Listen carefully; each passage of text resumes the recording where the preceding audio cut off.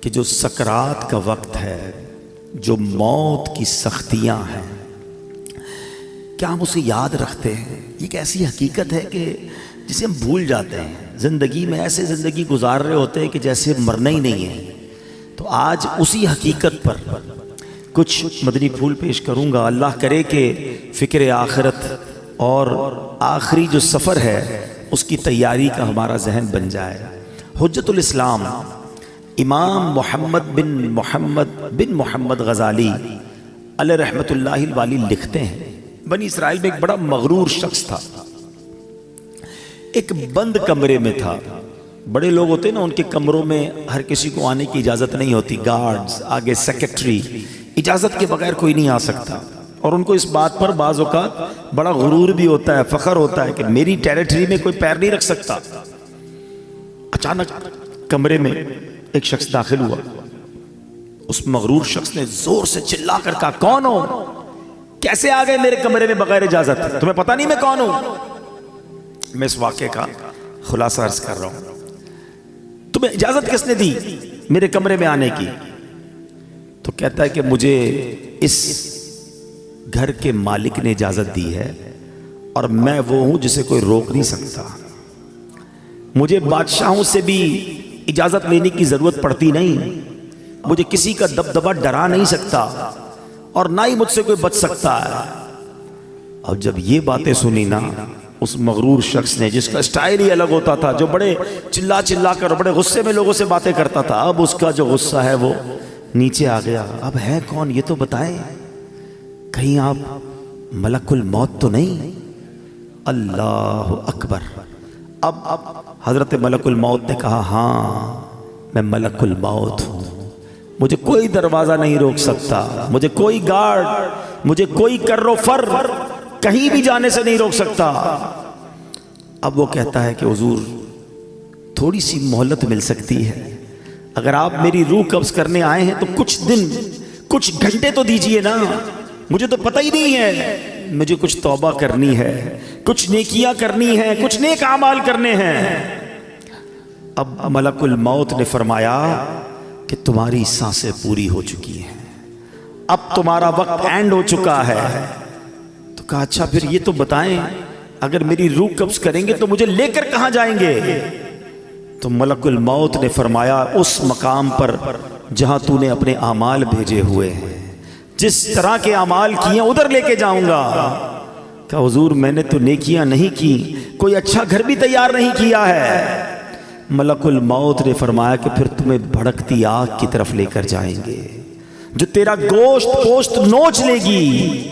یہ کہہ کر ملک الموت نے اس کی روح قبض کر لی. وہ مردہ ہو کر گر پڑا. گھر میں کوہرام مچ گیا، رونا دھونا مچ گیا.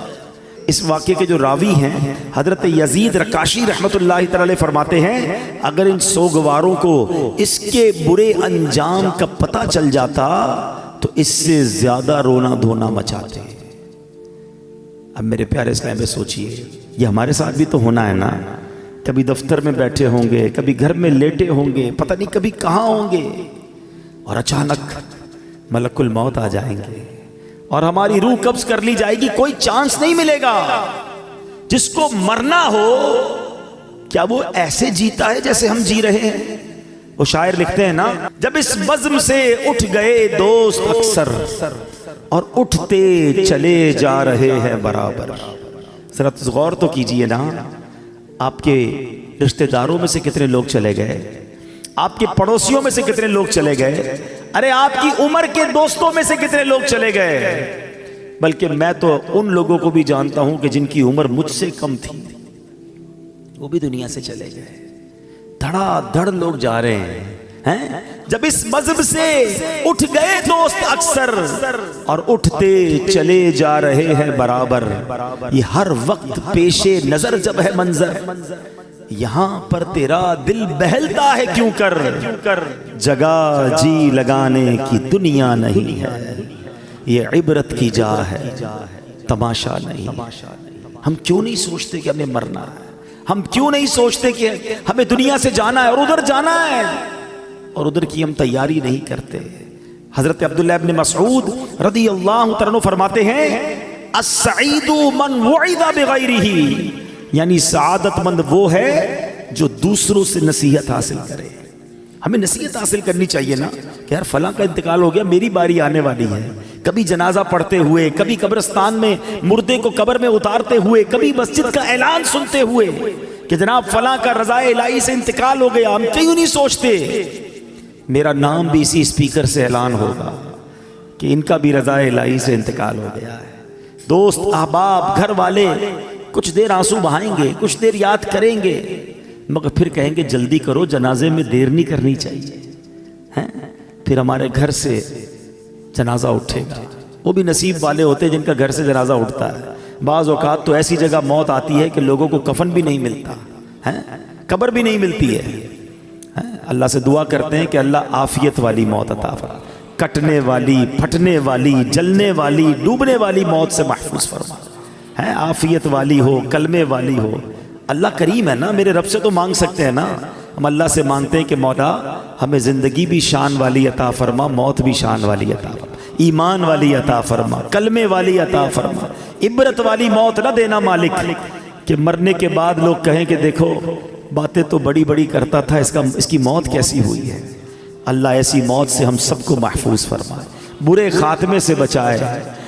خدایا برے خاتمے سے بچانا، خدا یا برے خاتمے سے بچانا، پڑھوں کلمہ جب نکلے دم یا الہی، پڑھوں کلمہ جب نکلے دم یا الہی۔ آج کل تو لوگ قبرستان میں جا کے ہنسی مذاق کر رہے ہوتے ہیں، قبرستان میں جا کر موبائل فون پہ کاروبار چل رہا ہوتا ہے، ادھر میت دفنائی جا رہی ہے، ادھر آپس میں دوست کل کی پلاننگ کر رہے ہوتے ہیں۔ قبرستان عبرت کی جگہ ہے۔ قبرستان میں ہنسنے والوں کا کیا حال ہوتا ہے، آؤ میں آپ کو ایک واقعہ سناتا ہوں۔ خواجہ خواجگان، خواجہ غریب نواز، خواجہ معین الدین چشتی اجمیری، خواجہ غریب نواز نے ایک واقعہ سنایا کہ ایک مرتبہ میں اور شیخ اوحد کرمانی رحمت اللہ تعالی علیہ سفر پر تھے۔ ہماری ملاقات ایک بوڑھے میاں سے ہوئی، وہ بزرگ تھے اور یاد الہی میں انتہائی مشغول تھے۔ کہتے میں نے ایسا بندہ یاد الہی میں مشغول پہلے نہیں دیکھا تھا۔ میں نے ان سے سلام کیا، ہاتھ ملایا تو معلوم ہوا کہ ان کے ہاتھ پر تو گوشت ہی نہیں ہے، اتنا کمزور، اتنے دبلے پتلے تھے۔ تو خواجہ صاحب کہتے ہیں کہ میرے دل میں خیال آیا کہ یہ اتنے کمزور کیوں ہیں۔ اس سے پہلے کہ میں سوال کرتا وہ روشن ضمیر تھے، میرا سوال جان لیا۔ کہتے ہیں کہ میں ایک دن اپنے دوست کے ساتھ قبرستان گیا، تھوڑی دیر ہم قبر کے پاس بیٹھ گئے، آپس میں باتیں ہونے لگی جیسے دوستوں میں باتیں ہوتی ہیں۔ کہتے ہیں اتفاقاً ایسی بات ہوئی کہ مجھ سے کہا لگ گیا، زور سے ہنس پڑا۔ اسی وقت قبر سے آواز آئی، اے غافل، جس کو ایسا مقام درپیش ہو اسے ہنسی سے کیا کام۔ کہتے ہیں جو ہی میں نے وہ آواز سنی میں اٹھ کھڑا ہوا، جو دوست میرے ساتھ تھا میں نے اسے الوداع کہا، مسجد میں آ گیا، بیٹھ گیا، مجھ پر ہیبت طاری ہو گئی، قبر سے آواز آئی تھی نا۔ کہتے ہیں میں قبرستان میں ہنسا، مجھ پر ایسی غفلت آ گئی کہ میں قبر کے پاس جا کر ہنسنے لگا۔ کہتے مجھے اتنی شرمندگی محسوس ہوئی، وہ دن ہے اور آج کا دن ہے، 40 سال ہو گئے میں نے شرم کے مارے آسمان کی طرف منہ نہیں کیا ہے، اور میں اس بات سے ڈر رہا ہوں کہ قیامت کے روز اللہ کی بارگاہ میں کیسے منہ دکھاؤں گا، کیا منہ لے کر جاؤں گا۔ اے میرے پیارے اسلامی بھائی، قبرستان عبرت کی جگہ ہے، مذاق مستی اور دنیاوی باتیں کرنے کی جگہ نہیں ہے۔ آپ کو پتہ ہے کہ سیدنا عثمان غنی رضی اللہ تعالیٰ عشرہ مبشرہ میں سے ہیں، ذو النورین ہیں، اور 2 بار نبی پاک سے جنت خریدی ہے، ایسی عظیم ہستی ہیں۔ مگر جب آپ قبرستان جاتے تھے نا، آپ کی اتنا روتے تھے کہ آپ کی داڑھی آنسوؤں سے تر ہو جاتی تھی۔ لوگ کہتے ہیں آپ اتنا کیوں روتے ہیں؟ آپ کے سامنے کبھی حشر کی بات بھی ہوتی ہے، جہنم کا ذکر بھی ہوتا ہے، اب اتنا نہیں روتے۔ قبر کی بات ہوتی ہے یا آپ قبرستان جاتے رونا شروع کر دیتے ہیں۔ کتنی کمال کی بات کی آپ نے فرمایا قبر ہی پہلی منزل ہے، جو پہلی منزل میں کامیاب ہو گیا نا وہ آگے بھی کامیاب ہو گیا، جو ادھر ہی پکڑا گیا پھر آگے اور مشکل ہے نا۔ فرسٹ انٹری ٹیسٹ ہے سمجھ لو، ہیں قبر میں جاتے ہی امتحان ہوگا نا، قبر میں جاتے ہی سوالات ہوں گے۔ اگر سوال کے جواب دے دیے، اچھا مزے کی بات دیکھیں، یا اسٹوڈنٹ بھی بیٹھے ہوں گے، امتحانات بھی ہوتے رہتے ہیں، اسٹوڈنٹ کوشش کرتے ہیں کسی طرح پیپر آؤٹ ہو جائے، پتہ چل جائے امتحان میں کون سا پیپر آئے گا۔ اچھا جب پیپر آؤٹ نہیں ہوتا تو کیا کرتے ہیں، پچھلے 5 سالہ پیپر لے کے بیٹھے ہوتے ہیں، یار ان میں سے کوئی سوال آئے گا، ان کی تیاری کر لو۔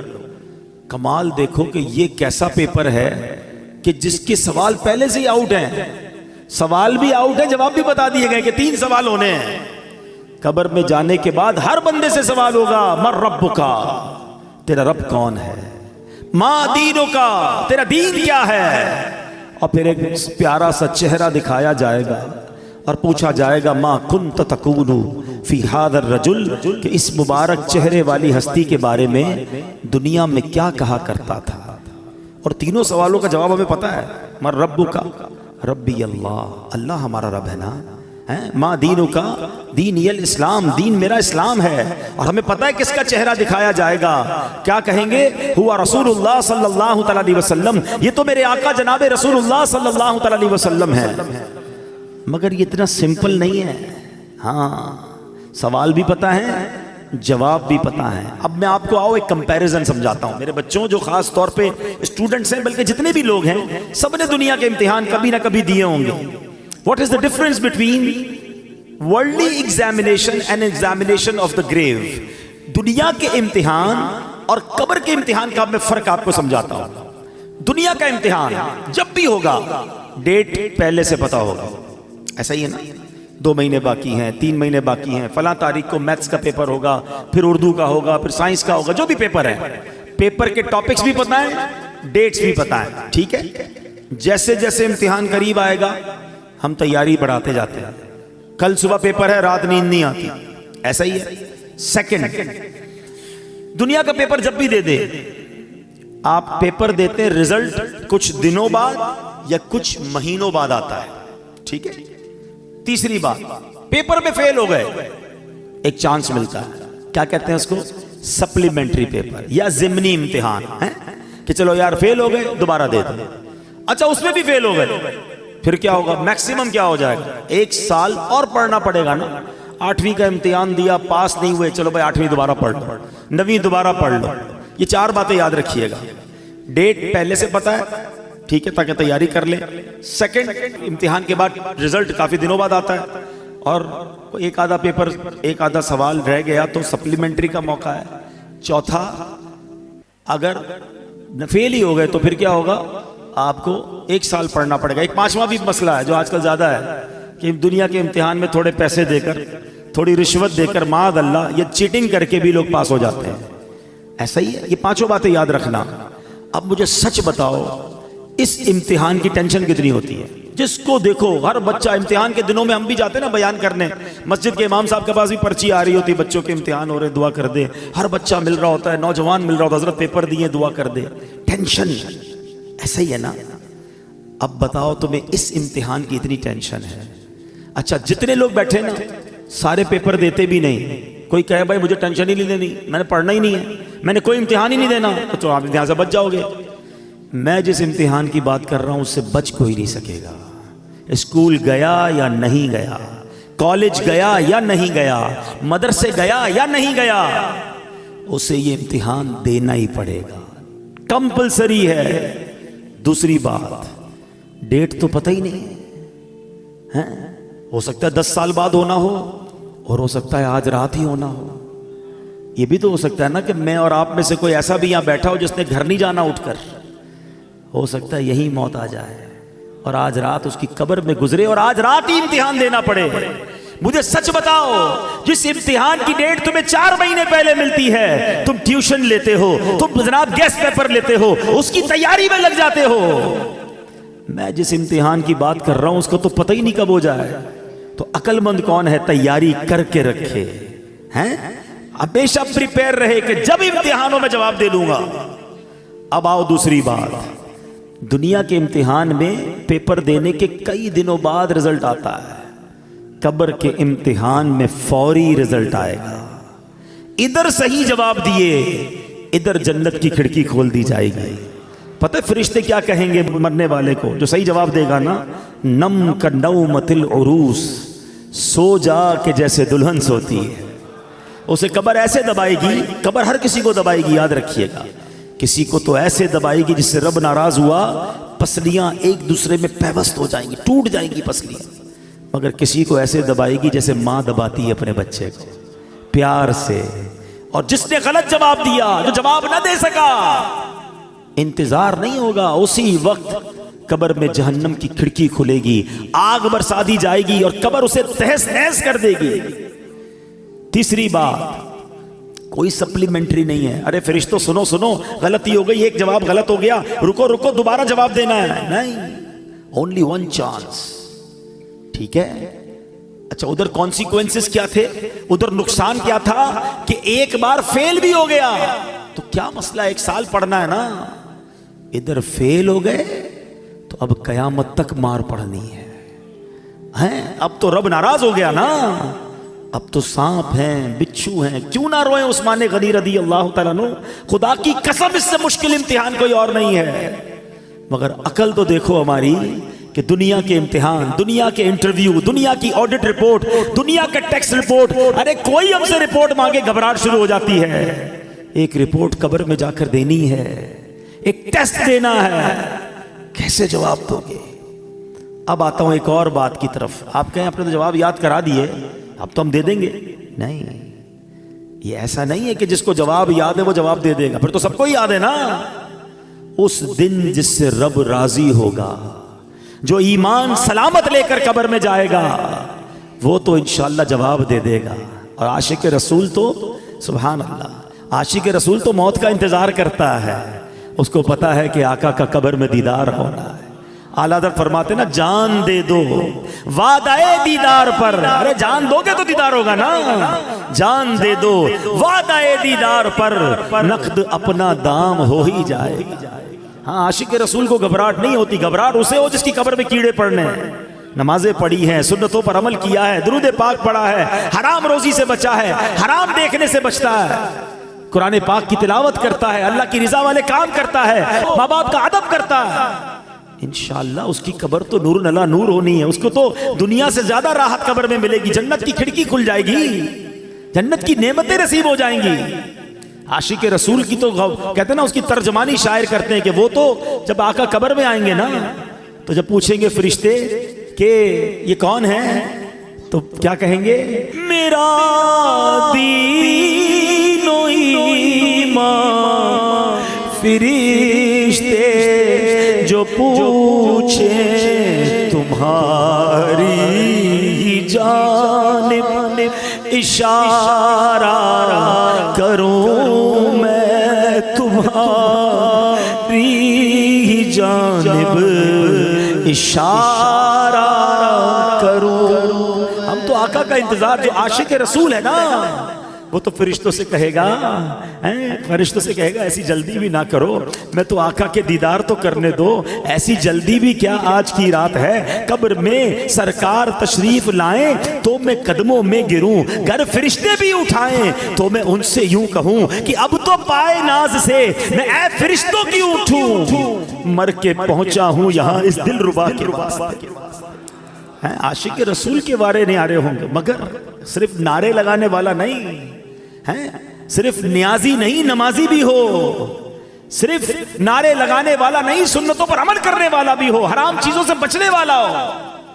اور جس سے رب ناراض ہو گیا نا، ہاں یقین کریں، ہمیں اندازہ ہی نہیں کہ ایمان سلامت لے کر جانا یہ کتنی بڑی چیز ہے. بڑے بڑے بزرگان دین رویا کرتے تھے، تڑپا کرتے تھے، گھبراتے تھے. شیخ احمد سیوستانی رحمت اللہ تعالی علیہ موت اور قبر و آخرت سے متعلق بہت فکر مند رہتے تھے. جب بھی ان کے سامنے موت کا ذکر ہوتا، قبر کی بات ہوتی، گھبرا جاتے، ہیبت طاری ہو جاتی، بدن کانپنے لگتا. اتنا روتے کہ ان کو دیکھ کر لوگ رونے لگ جاتے. اور پھر فرماتے، اے عزیزوں، جسے موت آنی ہے، جس کے پیچھے ملک الموت ہیں، جس نے قیامت جیسا ہولناک دن دیکھنا ہے، اس سے نیند اور ہنسی سے کیا واسطہ؟ ایسا آدمی فضولیات میں کیسے مشغول ہو سکتا ہے؟ پھر فرماتے اے عزیزوں، قبروں میں لیٹے ہوئے مردے چونٹیوں اور سانپوں کی گرفت میں ہیں، مٹی کے قید خانے میں بند ہیں، اگر تمہیں ان کا حال معلوم ہو جائے تو کھڑے کھڑے نمک کی طرح پگھل جاؤ۔ اے عزیزوں، جا کر موت کی تیاری میں لگ جاؤ، وہ دن ہم سب کو پیش آنے والا ہے، شاید ہم اپنا ایمان سلامت لے کر جانے میں کامیاب ہو جائیں۔ اب حضور خواجہ غریب نواز نے یہ واقعہ سنایا اور خود خواجہ غریب نواز رونے لگے۔ فرمایا اس ذات کی قسم جس کے قبضے میں میری جان ہے، اس دن سے لے کر آج تک مجھ پر موت اور قبر کی ہیبت طاری ہے اور میں اندر ہی اندر گھلتا جا رہا۔ یہ کون کہہ رہا ہے؟ خواجہ خواجہ، وہ ہستی جن کے ہاتھوں پر 90 لاکھ غیر مسلم مسلمان ہوئے ہیں۔ وہ کہتے ہیں میں اندر گھل رہا ہوں موت کی فکر سے، قبر کی فکر سے۔ ہم نے دین کا کوئی کام کیا نہیں، ہم نے گناہوں کے انبار لگائے ہوئے ہیں، مگر ہماری ہنسی ختم نہیں ہوتی ہے، ہماری غفلتیں ختم نہیں ہوتی۔ دوستوں کے ساتھ بیٹھے تو غیبتوں کے انبار، اکیلے میں گھر میں بیٹھے تو حرام دیکھتے ہیں، کاروبار پر جائیں تو حرام کماتے ہیں، جھوٹ غیبت نہ جانے کون سا گناہ ہے جو ہم سے نہیں ہو رہا، اور کوئی فکر ہی نہیں کہ ایمان سلامت ہوگا کہ نہیں، قبر میں ہوگا کیا میرا۔ ہے میرے پیارے اسلامی بھائیو، اس وقت مہنگائی کا دور ہے، اچانک مہنگائی بڑھ گئی ہے، لوگ پریشان ہیں، گھر کیسے چلاؤں گا، خرچہ کیسے پورا کروں گا، کتنی ٹینشن میں، جدھر بیٹھو ایک ہی ٹینشن ہے۔ میں نہیں کہتا ٹینشن نہیں ہے، واقعی ٹینشن ہے سب کو، اللہ ہمارے وطن پر خیر فرمائے، لیکن ذرا غور کرو، کبھی ایسا ہوا کہ دوستوں میں بیٹھ کر یہ ٹینشن ہو کہ یار مرنے کے بعد کیا ہوگا، ایمان سلامت رہے گا کہ نہیں، قبر روشن ہوگی کہ نہیں، اللہ راضی ہوگا کہ نہیں، قیامت کے دن مجھے رب کی عرش کا سایہ ملے گا کہ نہیں، اعمال نامے کھل گئے تو میری بے عزتی کیسی ہوگی، میں ذلیل کیسا ہو جاؤں گا، یار کوئی طریقہ تو بتاؤ، اللہ کو راضی کیسے کروں، کوئی طریقہ تو بتاؤ میری بخشش ہو جائے۔ Nobody talk about it، کوئی بات ہی نہیں کرتا، کسی کو لگتا ہے فکر ہی نہیں ہے۔ اور جن بزرگوں کے ہم نام لے کر جی رہے ہیں نا، میں ان کی باتیں کر رہا ہوں۔ اے خواجہ کی چھٹی منانے والوں، میں خواجہ کی بات کر رہا ہوں۔ آؤ غوث پاک کے مرید بیٹھو، میں تمہیں غوث پاک کے بارے میں بتاتا ہوں۔ اتنے بڑے بزرگ ایسے نہیں تھے، ان کے نام بڑے بڑے۔ شیخ عبد القادر جیلانی، آپ فرماتے لوگ کہہ رہے ہیں آج عید کا دن ہے، عید کا دن ہے۔ عبد القادر کے لیے عید کا دن وہ ہوگا جب اپنا ایمان سلامت لے کر قبر میں جائے گا۔ شیخ عبد القادر جیلانی وہ کہہ رہے ہیں، ہاں وہ کہہ رہے ہیں، یہ حقیقت کو جان گئے تھے، یہ خوف خدا والے تھے۔ خدا را میرے پیارے اسلامی بھائیوں، میں آپ کو صحیح بتا رہا ہوں، آپ اگر مہنگائی کے ٹینشن سے، روزگار کے ٹینشن سے، دنیا کی پرابلم سے نکلنا چاہتے ہیں نا، میں آپ کو ایک طریقہ بتاتا ہوں، آپ اپنے اللہ کو راضی کر لیں۔ ہاں، رحمان الدنیا والآخرہ ہے وہ۔ لوگ کہتے ہیں کبھی کبھی یار آخرت کے ساتھ ساتھ دنیا بھی ہونی چاہیے۔ او بھائی یہ فارمولہ ہی غلط ہے۔ میرا رب آخرت کا بھی مالک ہے، دنیا کا بھی مالک ہے، میں اسے راضی کر لوں، وہ میری دنیا بھی اچھی کر دے گا، میری آخرت بھی اچھی کر دے گا۔ ایک ٹارگٹ زندگی میں بنا لو، میں نے اللہ کو ناراض نہیں کرنا ہے، میرے اللہ کی رضا والے کام کرنے ہیں، واللہ وہ تمہاری روزی میں برکت ڈالے گا، وہ تمہارے دل میں سکون ڈالے گا، تمہارے گھر میں سکون اور چاشنی ڈال دے گا، تمہارے گھر میں عافیت آ جائے گی، لائف انجوائے کرنے لگو گے، کیونکہ رب راضی ہے نا۔ ایک فارمولہ یاد رکھو، جس سے رب راضی اس سے سب راضی۔ ہم رب کو راضی نہیں کرتے، ہم سب کو راضی کرتے ہیں۔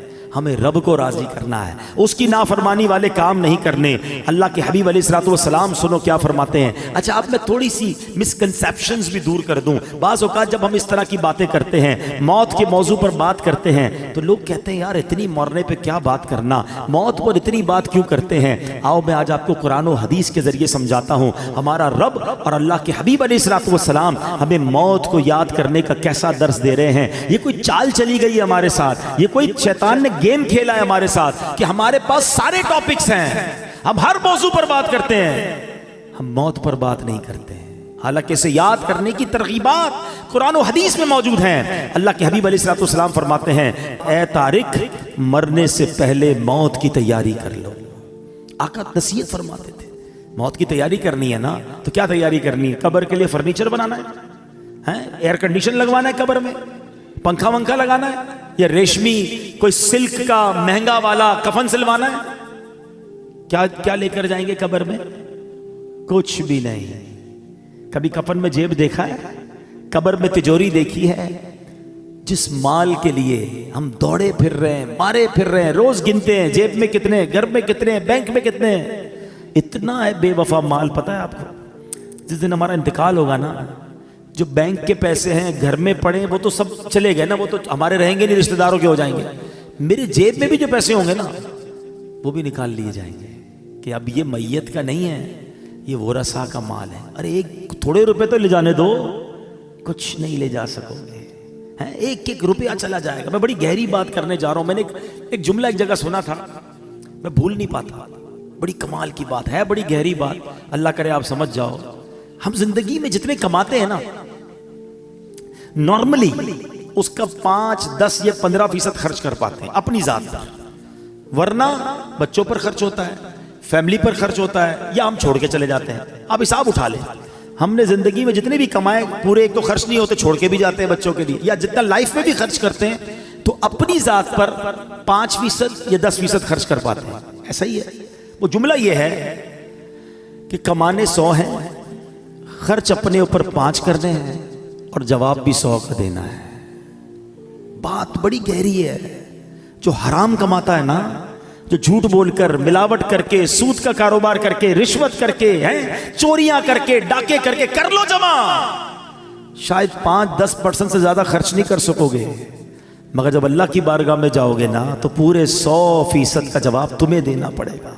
बच्चे मजे करेंगे जिनके लिए तुम छोड़ कर आए, बल्कि वो कयामत के दिन अल्लाह को यही कहेंगे, अल्लाह हमें क्या पता हमारे बाप ने हराम जमा किया था, मार हमें पड़ेगी अगर हमने हराम कमाया होगा। इतना बेवफा माल, और इस माल के लिए मैं दौड़ी जा रहा हूं, दौड़ी जा रहा हूं, ये नहीं सोच रहा कि कब्र में तो माल नहीं जाना। तो ऐ मेरे प्यारे इस्लामी भाइयों, आका की इस हदीस से सबक लो कि मौत से पहले मौत की तैयारी करो। और तैयारी क्या है कि या तो ये माल अगर है तो ये माल आगे भेजो, सदका व खैरात करके आगे जमा करा। एक साहबी रसूल आए, अर्ज करते हैं हुजूर मुझे आखिरत और मौत से मोहब्बत नहीं, घबराहट होती है, उसका जिक्र करने में मुझे मजा नहीं आता, दिल नहीं लगता आखिरत की बात करने में। शायद हम सारे ऐसे ही हैं, जब भी मौत और कब्र की बात करो घबराहट शुरू हो जाती है। क्या शानदार जवाब दिया नबी पाक ने। हदीस पाक का खुलासा पेश कर रहा हूं। फरमाया बंदे का दिल उधर लगता है जिधर उसका माल हो, तुम अपना माल आगे भेज दो, तुम्हारा दिल भी आखिरत में लगना शुरू हो जाएगा। मैं इसको एग्जाम्पल के जरिए समझाता हूं। हम कराची में रहते हैं, ठीक है, एक बंदे ने अपने पैसे भिजवा दिए लाहौर, वहां दुकान ले ली, फैक्ट्री लगा ली, घर लगा लिया। अब ज्यादा दिल कहां लगेगा? लाहौर। जब देखो लाहौर जाएगा, क्यों? पैसे उधर है, इन्वेस्टमेंट उधर है, लोगों ने पैसे दुबई में लगाए हुए हैं, दुबई जाते रहते हैं क्योंकि माल उधर है, दिल भी उधर है, वापस भी नहीं आते। क्या शानदार जवाब दिया, अक्लमंदों के लिए कमाल जवाब है ये। अगर आखिरत में दिल लगाना है ना, है तो बंदा के मेरे पैसे उधर हैं भाई, मैंने अपना माल अल्लाह की राह में सदका किया हुआ, महल तैयार है, मस्जिद बना दी है अल्लाह के करम से, क्योंकि हदीस पाक का खुलासा है जो अल्लाह के लिए मस्जिद बनाता है अल्लाह उसके लिए जन्नत में घर बनाता है। खुश नसीब है वो लोग जो मस्जिद बनाते हैं या मस्जिद में हिस्सा मिलाते हैं। कुछ ना कुछ पैसे आगे भिजवाया करो, ये अगला अकाउंट है हमारा, जाते कहीं नहीं है, इधर से निकलकर उस अकाउंट में जा रहे हैं जिधर ज्यादा गुजारनी है जिंदगी। तो आका ने क्या खूब बात फरमाई कि अगर आखिरत में दिल लगाना है ना तो अपना माल उधर भेज दे, क्योंकि बंदे का दिल माल के साथ होता है, जब माल उधर होगा तेरा दिल भी उधर ही लग जाएगा। तो ये मौत की तैयारी का एक तरीका है। अच्छे अमाल करे और आगे अपने अमाल भेजे, नेकियां भेजे, तो इंशाअल्लाह उसकी तैयारी अच्छी हो जाएगी। अल्लाह करीम कुरान मजीद फुरकान हमीद में फरमाता है वत्तकू यौमन तुरजऊन फीही इलल्लाह, और डरो उस दिन से जिसमें अल्लाह की तरफ फिरोगे। एक कौल के मुताबिक इस आयत करीमा का माना यह है, ऐ ईमान वालों डरो उस दिन से जब तुम इस दुनिया को छोड़कर सफर आखिरत पर रवाना हो जाओगे। ऐ मेरे प्यारे इस्लामी भाइयों, अल्लाह करीम कुरान मजीद में फरमाता है वला तंस नसीबक मिनद दुनिया, और दुनिया में अपना हिस्सा ना भूल। अब कौन सा हिस्सा है हमारा दुनिया में? सुने सुने, इस आयत की तफसीर में उलमा ने फरमाया इससे मुराद कफन है, यानी दुनिया में हमारा हिस्सा कितना है? बस कफन लेकर जाना है और कुछ लेकर नहीं जाना है। और इतनी तैयारी है दुनिया सजाने की, छोटा घर बड़ा हो जाए, बड़ा घर और बड़ा हो जाए, छोटा कारोबार बड़ा हो जाए। मैं नहीं कहता कारोबार बड़ा ना करें, मैं नहीं कहता घर बड़ा ना बनाएं, मगर इस घर में, इस कारोबार में, इस दुनिया में इतने गर्क तो ना हो जाए ना कि पहले तो हलाल और हराम की तमीज उठ जाए और फिर मरने का ही ख्याल ना रहे। खुदारा देखो, एक बात याद रखें, हमारे साथ ऐसा नहीं है کہ ہمیں کوئی ٹائم الگ الگ دیا گیا ہے کہ بھائی یہ ٹائم دنیا کے لیے تیاری کر لو اور یہ والے ٹائم آخرت کی تیاری کر لینا، پھر تو ٹھیک ہے. ہم کہیں گے یار آخری 10 سال میں آخرت کی تیاری کر لوں گا. نہیں، اسی ٹائمنگز میں، اسی زندگی میں ہمیں دنیا بہتر کرنی ہے تو کریں، آخرت بھی بہتر کرنی ہے، کہیں رہ نہ جائے آخرت. شیطان کیا کہتا ہے؟ بس مولانا ابھی بھی ہو سکتا ہے میرا بیان چل رہا ہے نا تو کوئی کہہ رہا ہوگا کہ باتیں تو بڑی اچھی کر رہے ہیں، بس رمضان سے نماز شروع کر دوں گا، بس یہ اگلے سال میں یہ حرام کام چھوڑ دوں گا.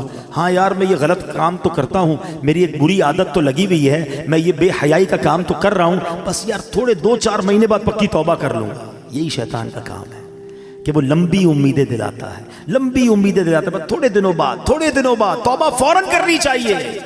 شیطان کیسا مردود ہے اور کیسے مرواتا ہے. مجھے بنی اسرائیل کا یہ پرانا کتابوں میں واقعہ لکھا وہ یاد آ گیا کہ 2 بھائی تھے، اوپر نیچے رہتے تھے، first floor ground floor. Ground floor والا بھائی بدکار، شرابی، کبابی، بے حیائی کے کام کرنے والا، اور اوپر والا بھائی تہجد گزار، قرآن پڑھنے والا، دین کا کام کرنے والا. شیطان بڑے بھائی کے پاس گیا اور اسے کہتا ہے کہ یار 40 سال ہو گئے تیری زندگی کو، کوئی مزہ نہیں کیا لائف میں، کوئی انجوائمنٹ نہیں، سارا دن ذکر تسبیح. میں نے اللہ پاک کی قدرت لوح محفوظ پر دیکھ لیا ہے، تیری عمر 80 سال ہے. ایک کام کر، 20 سال انجوائے کر، مزے کر، رنگ رلیاں منا لے، آخری 20 سال پھر توبہ کر کے عبادت کر لینا. شیطان نے دل میں یہ خیال ڈال دیا. اس نے سوچا یار بات تو ٹھیک ہے یار، میں تو کچھ کیا ہی نہیں زندگی میں، صرف اللہ اللہ ہی کرتا رہا، مزہ ہی نہیں لائف میں اٹھایا. نیچے ہی تو میرا بھائی ہے، روز عیاشیاں کرتا ہے، روز شرابیں پیتا ہے، روز بے حیائی کرتا ہے، کہیں اور جانے کی کیا ضرورت ہے، نیچے چلے جاتا ہوں بھائی کے پاس. اب اللہ کی کرنی دیکھو کہ جو نیچے والا بھائی تھا اس کے دل میں خیال آیا کہ یار کب تک گناہ کرے گا، اتنی شرابیں، اتنی بے حیائیاں، اتنی بدکاریاں، مرنا نہیں تجھے، توبہ کر. دل میں خیال آیا. کہتا ہے ایک میرا بھائی ہے اوپر، جب دیکھو عبادت ریاضت، چلو کہیں اور نہیں جاتا، اپنے نیک بھائی کے پاس جاتا ہوں، اس کے پاس جا کے اللہ سے معافی مانگتا ہوں. اللہ کی کرنی دیکھیں، یہ گناہگار اپنے کمرے سے نکلتا ہے اوپر جانے کے لیے، اور وہ نیک اپنے کمرے سے نکلتا ہے نیچے آنے کے لیے. جب وہ سیڑھی پہ آتا ہے نا اوپر والا، اس کا پیر پھسلتا ہے، لڑکتا ہوا نیچے والے بھائی پہ گرتا ہے، دونوں بھائی نیچے گرتے ہیں، دونوں کا انتقال ہو جاتا ہے. اب پتہ ہے فیصلہ کیا ہوتا ہے؟ اوپر والا گناہ کے لیے چل پڑا تھا، نافرمانی کے لیے چل پڑا تھا، فرمایا اس کی نیکیاں برباد کر دی جاتی ہیں. اور یہ گناہگار توبہ کے لیے چل پڑا تھا، اللہ سے دوستی کرنے چل پڑا تھا، شرمندگی تھی دل میں، فرمایا یہ چلنا جو ہے اس کا اللہ کی بارگاہ میں ایسا قبول ہوا، اس کے سارے گناہ معاف کر دیے جاتے ہیں. ہائے ہائے ہائے، یہ ہے میرے رب کی رحمت. ہم کتنے ہی گناہگار کیوں نہ ہو، چل تو پڑو یار، توبہ کے راستے پہ چل پڑو نا، اسے راضی کرنے کے راستے پہ چل پڑو یار. کب تک سوچتے رہیں گے، کب تک نمازیں قضا کرتے رہیں گے، کب تک جھوٹ بولتے رہیں گے، کب تک حرام کماتے رہو گے، کب تک ماں باپ کو ستاتے رہو گے، کب تک جوا کھیلتے رہیں گے، کب تک شراب اور بے حیائی کے کام کرتے رہو گے. اے میرے اسلامی بھائیوں، بڑا قریب ہے، یقین کرو بڑا قریب ہے. ہم واقعی گناہگار ہیں. کبھی کبھی جب اپنے گناہوں پہ نظر جاتی ہے نا تو بڑا شرم آتی ہے، بنے گا کیا، اتنی بے حیائیاں اور ایسی بے غیرتی ہے کہ دنیا دیکھے تو گناہ نہیں کرتے، مگر رب دیکھ رہا ہوتا ہے، اکیلے میں ہم گناہ کر جاتے ہیں. یہ خیال کیوں نہیں آتا کہ اللہ دیکھ رہا ہے؟ یہ خیال کیوں نہیں آتا کہ مجھے مر کر اللہ کی بارگاہ میں جانا ہے، لوگوں نے کیا بگاڑنا ہے میرا؟ یہی بات تو اعلیٰ حضرت نے سمجھائی ہے نا کہ جس نے سزا دینی ہے اس کے گناہ کرتے ہوئے شرم نہیں آتی، لوگ دیکھتے اس کی شرم آتی ہے. فرماتے ہیں نا، چھپ کے لوگوں سے کیے جس کے گناہ، چھپ کے لوگوں سے کیے جس کے گناہ، وہ خبردار ہے کیا ہونا، وہ تو خبردار ہے، اسے تو پتا ہے. مگر دلاسا پتا ہے دل کو کیا ملتا ہے کہ وہ رب رحیم ہے، وہ رحمان ہے، وہ معاف کرنے والا ہے، بس ہم آ جائیں اس کی طرف، انتظار نہ کرو. شیطان کہتا ہے بڑا رحم والا مولا ہے، توبہ کر لیں گے بعد میں. یہی شیطان کا وار ہے تم پر کہ وہ نہیں کرنے دیتا توبہ. آج کر لو، ابھی کر لو. آج تو ویسے بھی جمعرات کی رات ہے، آج تو ویسے ہی مانگنے کی رات ہے. اور جب اجتماع مسلمین ہونا، اس کی برکتیں ہوتی ہیں. ہمیں کیا پتہ یہاں اللہ کا کون سا ولی بیٹھا ہے. آج دعا ہوگی، کس کی آمین کا ہاتھ اٹھے گا، اور کس کے ساتھ ہماری بھی توبہ قبول ہو جائے گی. تو بس اب پیارے اسلام بھائی چل پڑو, بس اب ہمت کر جاؤ, بہت ہو گئی گناہ, بڑی ہو گئی نافرمانیاں, اسے راضی کرنا ہے اور توبہ کر لو. اور اس کی توبہ اتنی کمال کی, اس کی بارگاہ میں رحمت اتنی بڑی ہے کہ توبہ کرنے والے سے وہ بڑا خوش ہوتا ہے, سارے پچھلے گناہ معاف کر دیتا ہے. حدیث پاک میں ہے التائب من الذنب کمن لا ذنب لہ, گناہوں سے توبہ کرنے والا ایسا ہے جیسا اس نے گناہ کیا ہی نہیں. تو پھر کیوں نہ توبہ کریں, پھر کیوں نہ اللہ کی طرف رجوع لے آئے. اب میں یہاں آخر میں اپنے بیان کے آخر میں یہاں یہ بھی بتاتا چلوں کہ جو یہ وسوسہ آتا ہے نا کہ یار موت کو یاد کرنا کیوں ضروری ہے, آؤ میں آپ کو پیارے آقا علیہ الصلوۃ والسلام کی حدیث بھی سناتا ہوں اور اس کے بعد پھر میں موت کو یاد کرنے کے کچھ فضائل بتاتا ہوں. اللہ کے حبیب علیہ الصلوۃ والسلام جب لوگوں کو موت سے غافل دیکھتے تو دروازے پر تشریف لاتے, دروازے کو 3 مرتبہ ہلاتے اور فرماتے اے لوگو, اے مسلمانوں, تمہارے پاس یقینی موت آئے گی اور وہ اپنے ساتھ وہ کچھ لائے گی جو اس سے لانا ہو. خبردار, ہر کوشش کرنے والے کے لیے ایک انتہا ہے اور ہر کوشش کرنے والے کی انتہا موت ہے. پس کوئی پہلے جاتا ہے, کوئی بعد میں. حضرت ابن ثابت رحمت اللہ تعالی علیہ فرماتے ہیں ایک مرتبہ بارگاہ رسالت میں صلی اللہ تعالی علیہ وسلم میں ایک بندے کا ذکر ہوا, صحابہ نے اس کی بڑی تعریف کی. اس پر پیارے آقا رسول ہاشمی صلی اللہ تعالی علیہ وسلم نے فرمایا وہ موت کو کیسے یاد کرتا ہے. ایک بندے کی تعریف کی گئی, آپ نے اگین کوسچن کیا یہ تو بتاؤ وہ موت کو کیسے یاد کرتا ہے. عرض کی گئی حضور اسے کبھی موت کا ذکر کرتے ہوئے سنا نہیں گیا. آقا علیہ السلام نے فرمایا پھر وہ ایسا نہیں ہے جیسا تم کہہ رہے ہو. یعنی بندہ اچھا وہ ہے جو موت کو یاد کرتا ہے. حدیث پاک میں ہے جسے موت کی یاد خوف زدہ کرتی ہے قبر اس کے لیے جنت کا باغ بن جائے گی. ہاں, اکیلے میں بھی یاد کر کے آنسو بہایا کرو, موت کو یاد کیا کرو, کیونکہ یہ جو خوف ہے نا یہ قبر کے عذاب سے بچا لے گا, یہ قبر کے خوف سے بچا لے گا. جو ادھر بے خوف ہے کہیں ایسا نہ ہو قبر میں خوف زدہ ہو جائے, قبر میں عذاب میں گرفتار ہو جائے. بارگاہ رسالت میں عرض کی گئی یا رسول اللہ صلی اللہ تعالی علیہ وسلم کیا کسی کو شہداء کے ساتھ بھی اٹھایا جائے گا؟ کیسا سوال ہے, شہید کا کیا مرتبہ ہے. آقا نے فرمایا ہاں, اس کو جو دن رات میں 20 مرتبہ موت کو یاد کرتا ہو. یہ ترغیب ہے, ایسے نہیں دعوت اسلامی والے موت کی بات کرتے, تو حدیثوں میں ہے جو دن میں 20 بار موت کو یاد کرے فرمایا اس کو شہیدوں کے ساتھ اٹھایا جائے. حضرت انس بن مالک رضی اللہ عنہ سے روایت ہے سرکار دو عالم صلی اللہ تعالی علیہ وسلم نے فرمایا موت کو کثرت سے یاد کیا کرو کیونکہ وہ گناہوں کو زائل کرتی ہے اور دنیا سے بے رغبتی پیدا کرتی ہے. حضرت سفیان ثوری فرماتے ہیں ہمیں ایک بزرگ نے یہ بات بتائی کہ حضور انور صلی اللہ تعالی علیہ وسلم نے ایک شخص کو وصیت کی کہ تم موت کو کثرت سے یاد کیا کرو, وہ تمہیں دوسرے غموں سے آزاد کر دے گی. اور غموں سے بچنا ہے نا تو موت کو یاد کیا کرو. حضرت دقاق رحمت اللہ تعالی علیہ فرماتے ہیں جو موت کو کثرت سے یاد کرتا ہے 3 باتوں کے ذریعے اسے عزت دی جاتی ہے, رسپیکٹ پاتا ہے. غور سے سنو, فرمایا اسے توبہ کی جلد توفیق ملتی ہے. موت یاد ہوگی تو بندہ توبہ کرے گا نا کہ یار مر جاؤں گا توبہ کر لوں.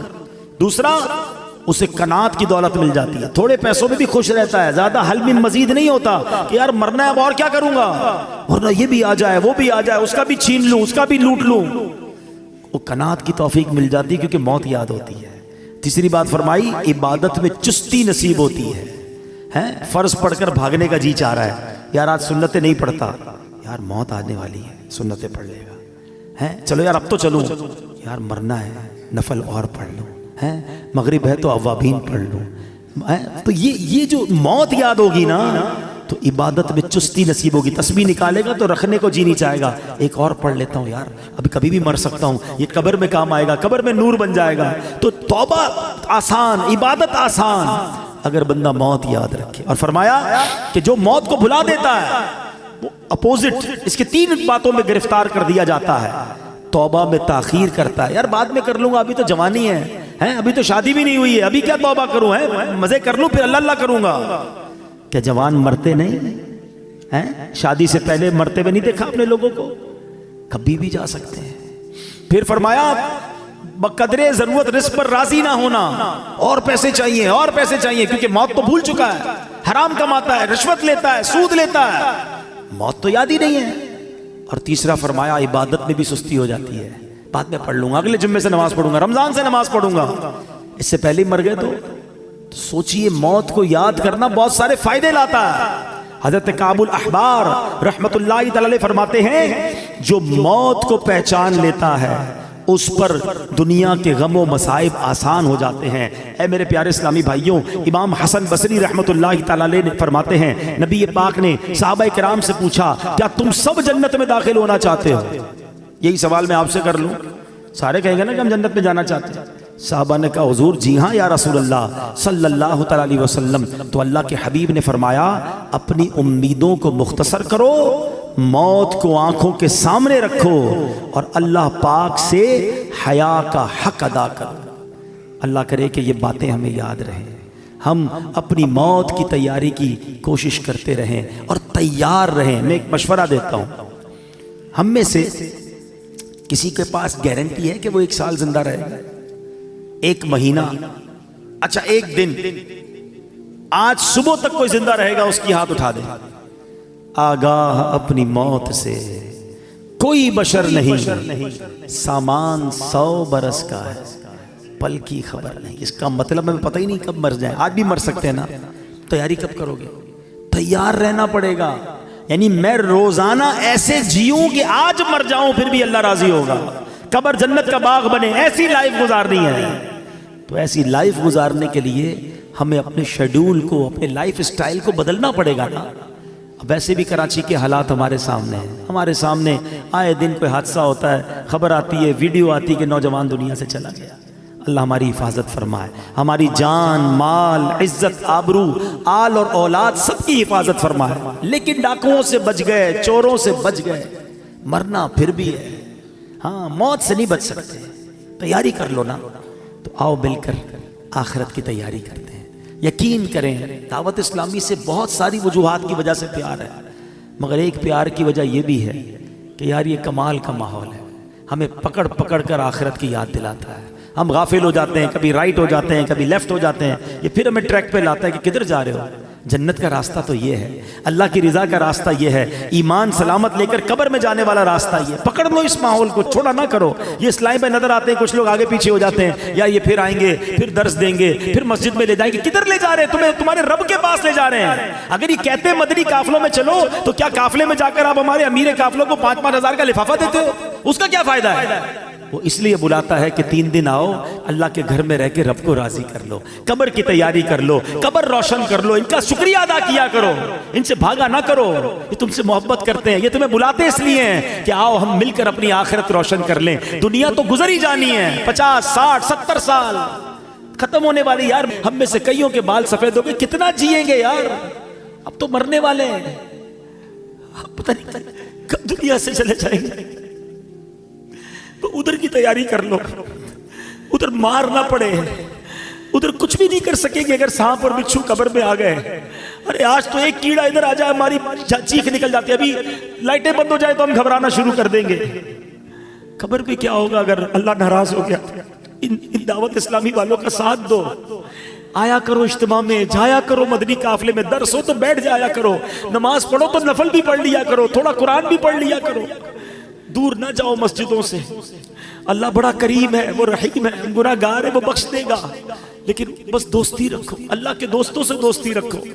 آؤ میں بھی نیت کروں، آپ بھی نیت کریں کہ مرتے دم تک دعوت اسلامی کے ماحول سے وابستہ رہیں گے، پابندی سے ہفتہ وار اجتماع میں شرکت کریں گے انشاءاللہ، جب موقع ملے، جب موقع ملے انشاءاللہ مدنی قافلوں میں سفر کریں گے انشاءاللہ۔ اب بس آج پکی توبہ، بس اب گناہ نہیں کرنے، ہمت کرو۔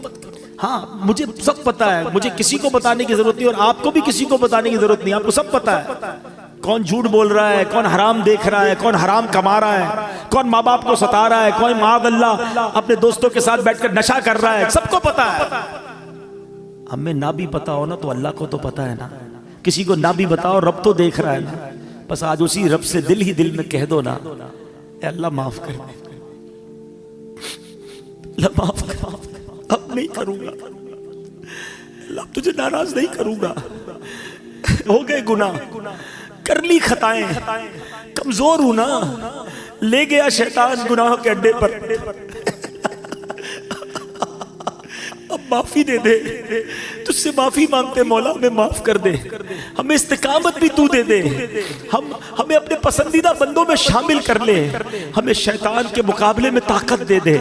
ہم ہمت تو کر رہے ہیں، اے اللہ طاقت تو نے دینی ہے، مدد تو نے کرنی ہے. بس آج یہ اپنے دل میں نیت کر لو، اپنے رب سے خود ہی وعدے کر لو. وہ بڑا کریم ہے، وہ بڑا رحیم ہے، وہ نگاہ بھی فرمائے گا، وہ مدد بھی فرمائے گا، اور وہ ہمیں اچھا بھی کر دے گا. رب کریم سے دعا کرتا ہوں کہ اللہ نیکوں کے صدقے ہمیں نیک بنا دے، اچھوں کے صدقے ہمیں اچھا بنا دے، ہماری گناہوں والی عادتیں رب اپنے کرم سے دور کر دے. آمین بجاہ النبی الامین صلی اللہ تعالی علیہ وسلم.